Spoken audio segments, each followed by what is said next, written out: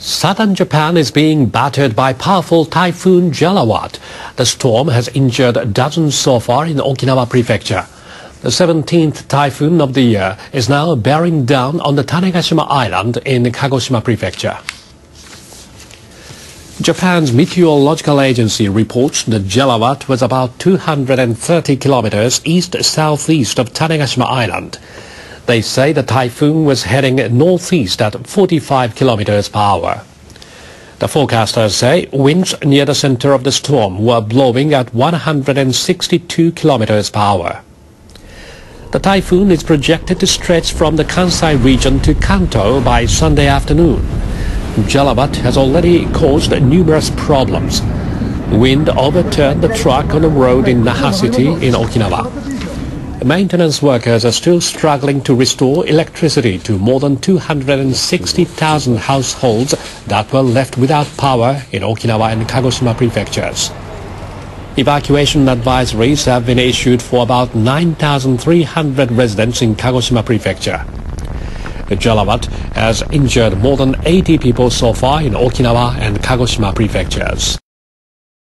Japan's Science and Technology Ministry says the average radiation level 1 meter above ground within an 80-kilometer radius of the Fukashima Daiichi plant fell by more than 20% during the 7 months through June. Radiation levels were calculated using data collected both on the ground and in the air using a helicopter in June. The average radiation level at about 140,000 locations within an 80-kilometer radius of the plant fell by about 23% from early November of last year to June. The decrease was almost 10 percentage points higher than 14%, the amount attributed to natural decline.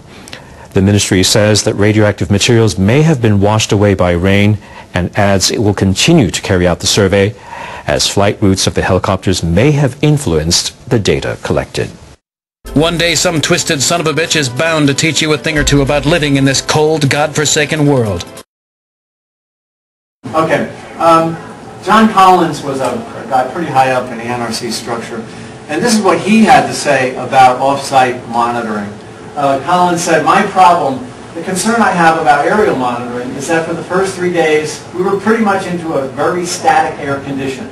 There was very little dispersion. When you're flying your helicopter and taking your aerial measurements, you're actually reading erroneous readings. I really doubt some of the measurements that were made. You know, if you watch a helicopter do a rescue, what happens? It's taking clean air from up above and blowing it down and pushing the water out. Well, the same thing was happening with the aerial surveys around TMI. The helicopter was taking clean air and blowing it down on the radiation detectors that hung below. I agree with Collins that whatever came off the helicopters is erroneous. Second is that the wind was very light, and this is important in a river valley site, and I think rolls into what Dr. Wynn will show. In a river valley site, in the morning, you get very, very static air, and the plume was meandering, but it wasn't traveling very fast, and that's a concern. More on Collins. Not only should we have good monitors, but also people who understand how to use them. That was a problem since day one. They get the data, and no one sits down and evaluates the data to try to understand what it means. This is the NRC talking about the data which was recorded off-site after the accident. And the last, and probably the most important, is they had to chase the plume in a car. Now, as I was explaining, the plume variation from the center of the plume, 6 degrees off. If you miss the plume by 600 feet, you'd be measuring 1,000 or 10,000 times less radiation than was on the center line. So when you hear of a person being exposed and, you know, the metallic taste, or there's some hair loss issues or something like that, and perhaps the neighbor wasn't, well, the reason was that the dispersion of the plume was very narrow. And you could easily have a factor of 10,000, according to a Dr. Berginer, who's the meteorologist on the job.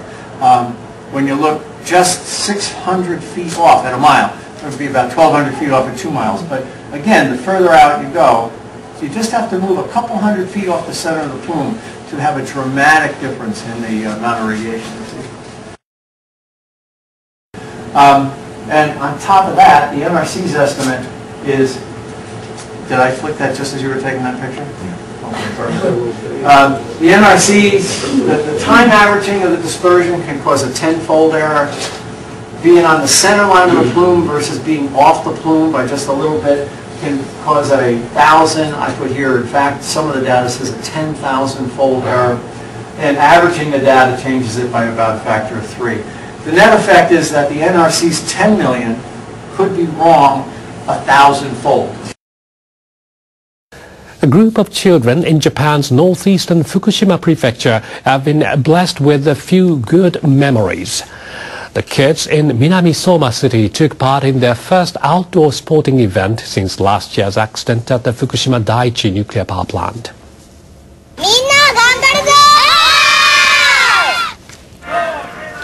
Until the end of September last year, Minamisoma was included in an evacuation zone. The kindergarten says radiation levels in the playground are about 0.2 microsieverts per hour. The school usually only allows the children to play outside for half an hour for safety reasons.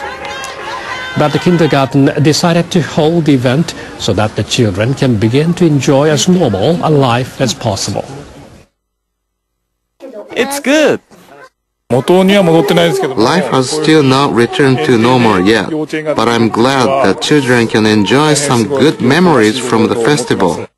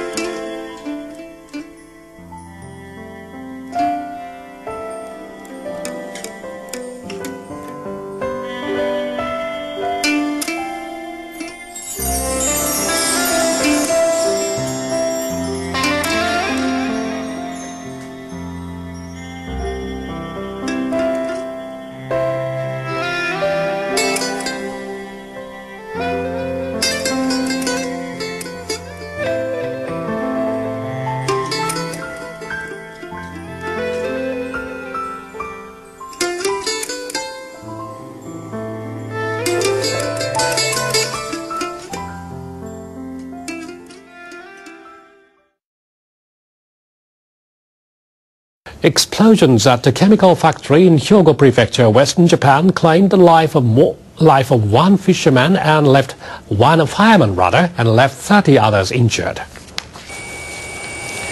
Firefighters in Himeji City responded to a call on Saturday afternoon after a fire suddenly broke out at the Nippon Shokubai chemical factory. Before they had a chance to extinguish the blaze, a huge explosion occurred. When I heard the blast, the doors of my house shook like an earthquake.